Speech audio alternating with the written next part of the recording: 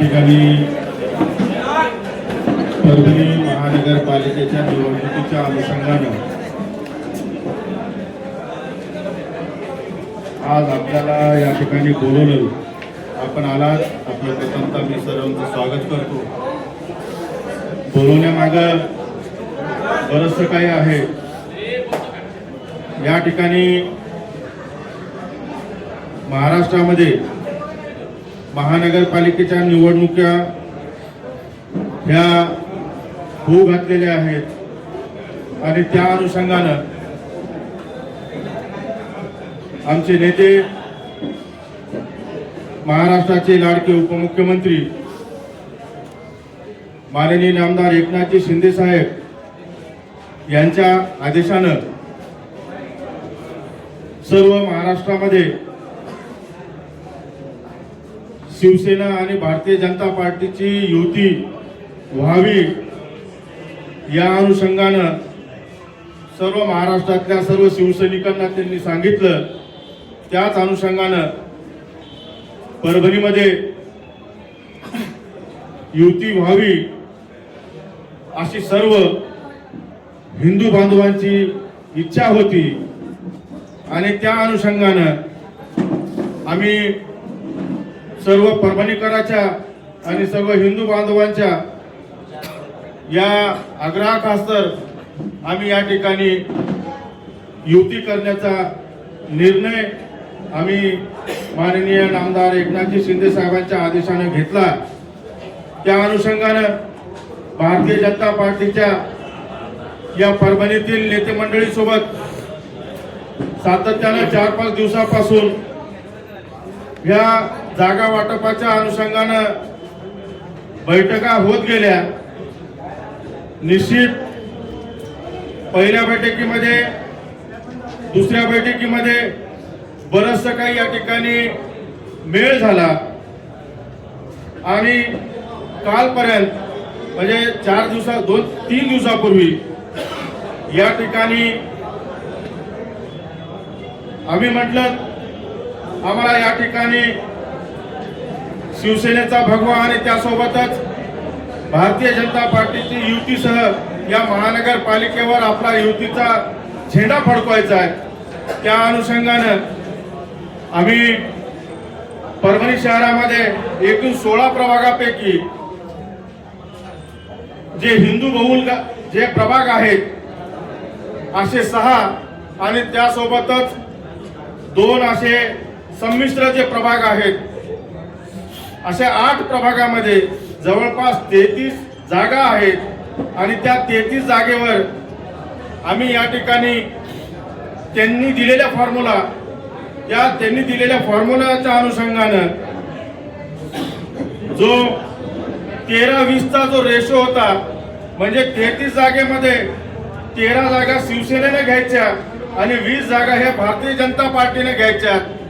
ह्या सर्व या अनुषंगानं आम्ही युतीचा त्यांनी जे दिलेला जो प्रस्ताव आहे तो त्यांनी दिलेला जो प्रस्ताव आहे त्या प्रस्तावाच्या अनुषंगानं आम्ही आमचे नेते माननीय आमदार एकनाथजी शिंदे साहेब, त्यासोबतच माननीय आमदार उदय सामंत साहेब आणि आमचे सचिव संजयजी मोरे साहेब, आमचे संपर्क प्रमुख आनंद जाधव साहेब यांच्याकडे आम्ही हा प्रस्ताव दिला.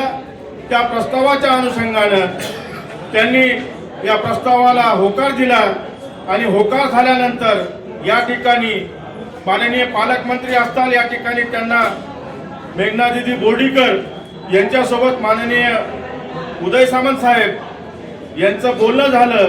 13-20 हा फॉर्म्युला फायनल झाला आणि फायनल झाल्यानंतर या ठिकाणी जो त्या 33 जागेपैकी 13-20 हा फॉर्म्युला झाला आणि बाकीचे जे उर्वरित प्रभाग आहेत त्या ठिकाणी त्यांना कुठं अनुकूल वाटत असेल त्यांनी 4 लढवावे, आम्हाला कुठं अनुकूल वाटत असेल कोणत्या प्रभागामध्ये त्यांनी आम्ही 4 लढवावे, अशा या ठिकाणी ह्या प्रभागामध्ये वाटणी झाली. आणि त्यासोबतच या ठिकाणी मंत्री मेघना बोर्डीकर यांनी सांगितलं की आम्हाला 1 जागा या ठिकाणी द्यायला आवश्यक आहे. मग तुम्ही 13 ऐवजी 12 या ठिकाणी लढवा.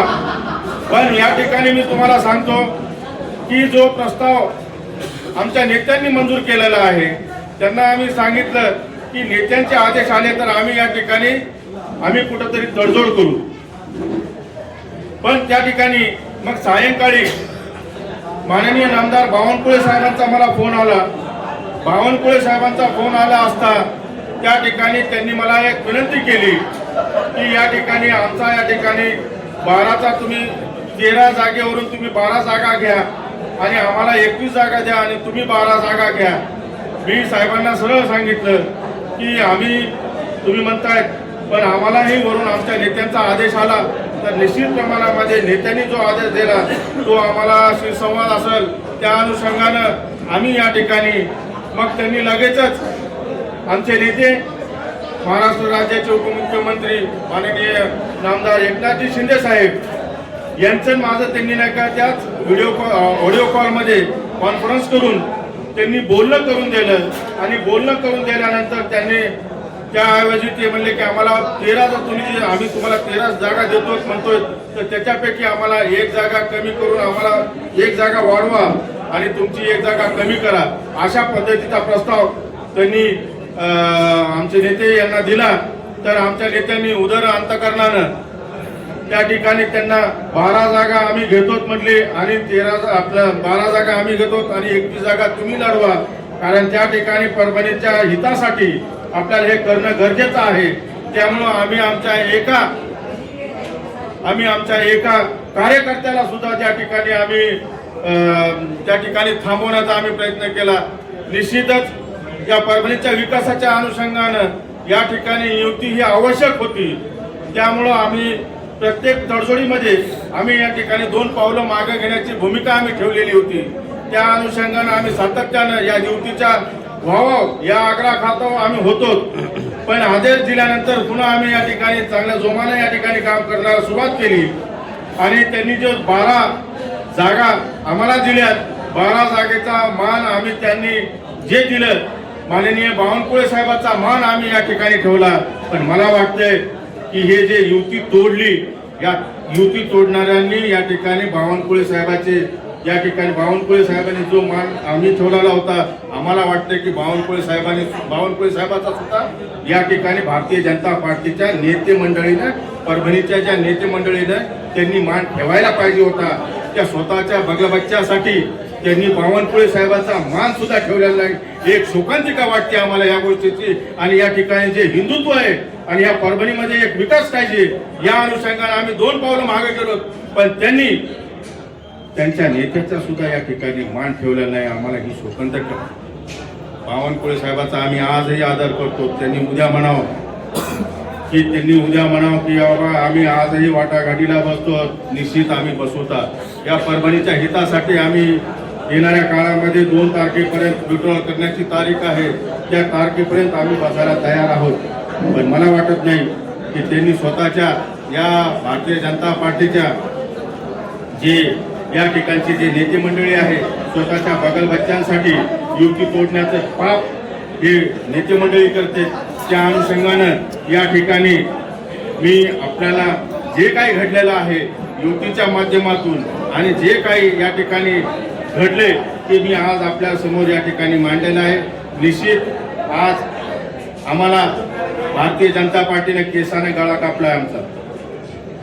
कशामुळं की या ठिकाणी आमच्याकडून युती फायनल करून घेतली. फायनल केल्यानंतर आम्ही एक चांगल्या म्हणजे एक स्वच्छ मनाने आम्ही त्यांना आमच्या पार्टीच्या नेते मंडळीनं त्यांच्यावर विश्वास ठेवला आणि विश्वास ठेवल्यानंतर जे AB फॉर्म आम्हाला 65 मिळायला पाहिजे होते, पण त्यांनी म्हणले की आपण प्रत्येक ठिकाणी आग्रहास्तव आहोत युतीसाठी. पण या ठिकाणी आम्हाला 35 फॉर्म या ठिकाणी आम्हाला आमच्या पार्टीनं दिले. पण आज आमच्या या ठिकाणी जे 35 फॉर्म दिलेले निश्चित आम्ही या 35 फॉर्मवर त्यांच्यापेक्षा चांगला सरस आम्ही या ठिकाणी निकाल देऊ आणि या ठिकाणी हिंदुत्व या ठिकाणी आम्ही पुन्हा आबाधित ठेवू. अशा प्रकारचं आमचं या ठिकाणचं ध्येय आणि धोरण आणि विकासासाठी आम्ही या ठिकाणी कटिबद्ध असू असंच या ठिकाणी आमचा मानस आहे. निश्चित या ठिकाणी आपल्याला मी सगळ्या गोष्टी जे झालेल्या आहेत त्या सगळ्या सांगितल्या. आपले काय प्रश्न असतात ते आपण विचारू शकतो. पुन्हा तोडली पुन्हा तुम्हाला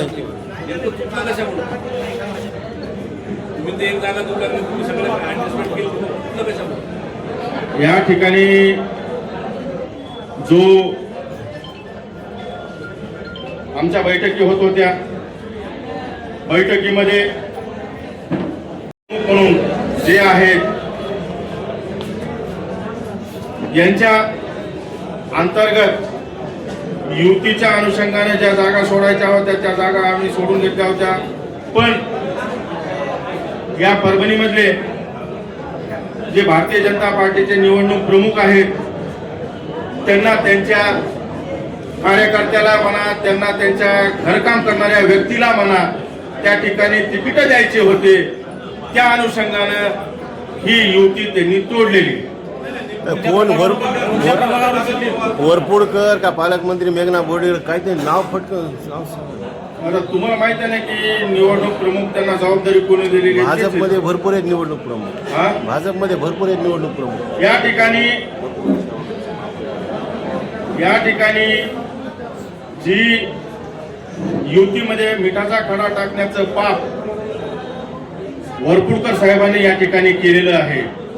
त्यांनी माननीय नामदार बावनकुळे साहेबांचा सुद्धा या ठिकाणी मान ठेवला नाही आणि स्वतःच्या स्वार्थासाठी, स्वतःच्या घरासाठी, स्वतःच्या घरकाम करणाऱ्या व्यक्तीसाठी त्यांनी ही या ठिकाणी युती मोडण्याचं पाप हे केलेलं आहे.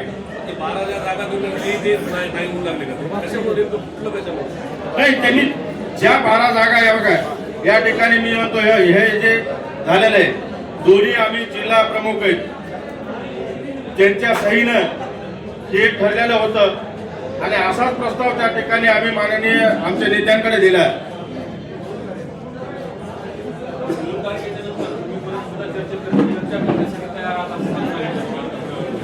आम्ही आजही पण तयार आहेत आम्ही चर्चा करायला. पण आम्हाला ह्या परभणीमधल्या भारतीय जनता पार्टीच्या नेते मंडळीवर आम्हाला अजिबात विश्वास नाही. आता प्रभाग क्रमांक 4, प्रभाग क्रमांक 5, प्रभाग क्रमांक 15 आणि प्रभाग क्रमांक 1 ह्या प्रभागावर या ठिकाणी आणि प्रभाग क्रमांक जे तुम्हाला जे सांगितलेले 8 प्रभाग, त्या 8 प्रभागाचे एबी फॉर्म दिले आणि एबी फॉर्म दिले आणि 2-3 बैठकीमध्ये आम्हाला झालं तसं आणि त्यांचं रुसणं होतं चालू. वरपुडकर साहेबांचं रुसणं चालूच होतं. वरपुडकर साहेब म्हणत होते मी चाललो, मी माझा राजीनामा देत, मी चाललो. मला जर का तुम्ही असं जर काय करत असताल तर मी निघालो, मी माझा राजीनामा देतो, माझ्या माणसाला त्या ठिकाणी तिकीट दिली पाहिजे. अरे पण स्वतःच्या स्वार्थासाठी आपण या ठिकाणी परभणीच्या हिंदुत्वाला तुम्ही जर का तिलाजी देत असता तर या ठिकाणी येणाऱ्या काळामध्ये सुद्धा आम्हाला या ठिकाणी भारतीय जनता पार्टी सोबत युती करायची नाही, या नेत्यांसोबत आणि कोणतीही बातचीत आम्ही या ठिकाणी करणार नाही.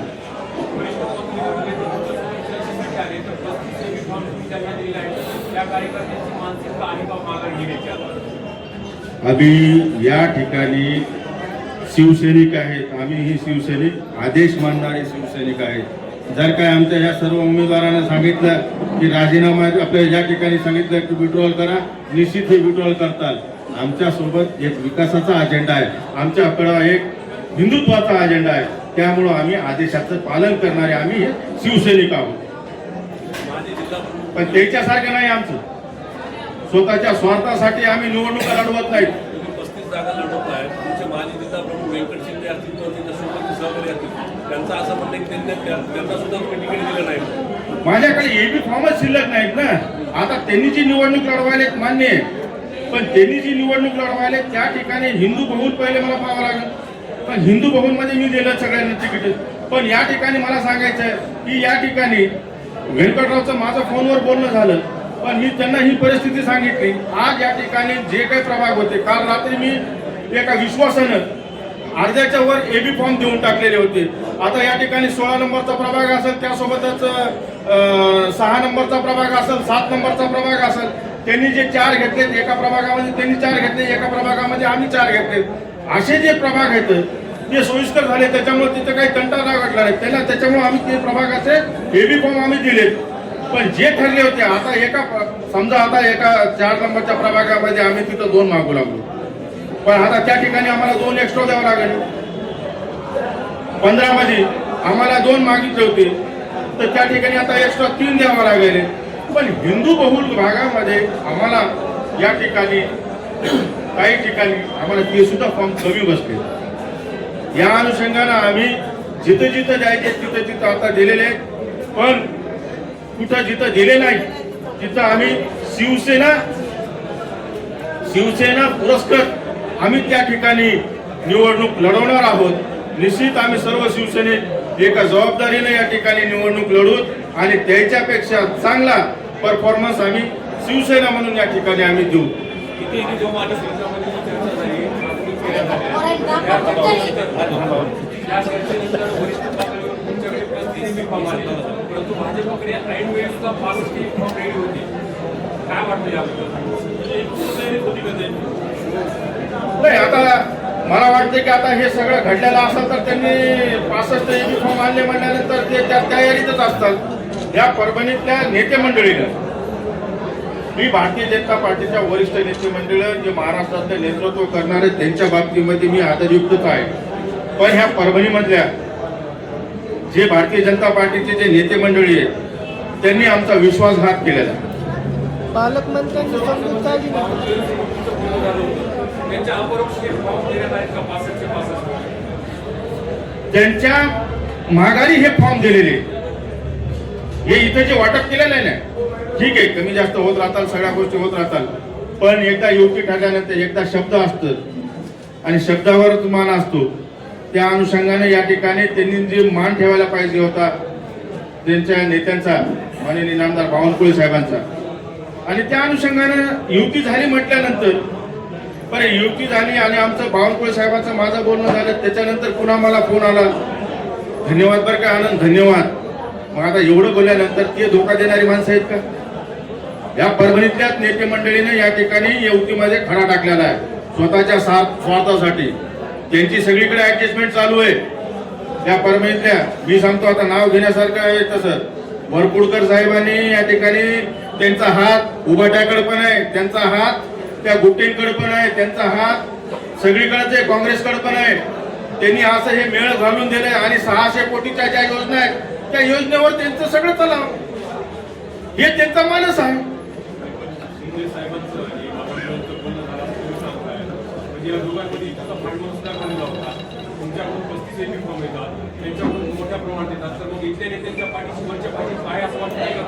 नाही, वरच भारतीय जनता पार्टी यांच्या सोबत नाहीये. आज सगळ्या ठिकाणी चांगल्या प्रकारे युतीचे फॉर्म्युले होत आहेत. आता त्या ठिकाणी प्रत्येक ठिकाणी हे म्हणजे चांगल्या पद्धतीने युती होतात, पण या ठिकाणी हे तोडण्याचं काम ह्या परभणीतल्या नेते मंडळींनी केले. तुम्ही वरपुडकरांवर आरोप केले, पण भाजपनं तर पालकमंत्री मेघना बोर्डीकरांना प्रभारी केले, मग त्यांचं काय? निवडणूक प्रभारी त्या आहेत, पण निवडणूक प्रमुख म्हणून त्या आता या ठिकाणी त्यांनी या ठिकाणी त्यांच्या घरच्यांनी महापौरपद भोगवलेलं आहे. त्याच्या अनुषंगाने त्याचा अनुभव अशा पद्धतीचा. यावर पालकमंत्र्यांनी काही सांगितलं नाही का? पालकमंत्र्यांनी हस्तक्षेप केला नाही का? पालकमंत्र्यांनी जर का हस्तक्षेप केला असतं तर हे घडलं बी नसतं. त्यांना करू दिला नाही की केला नाही?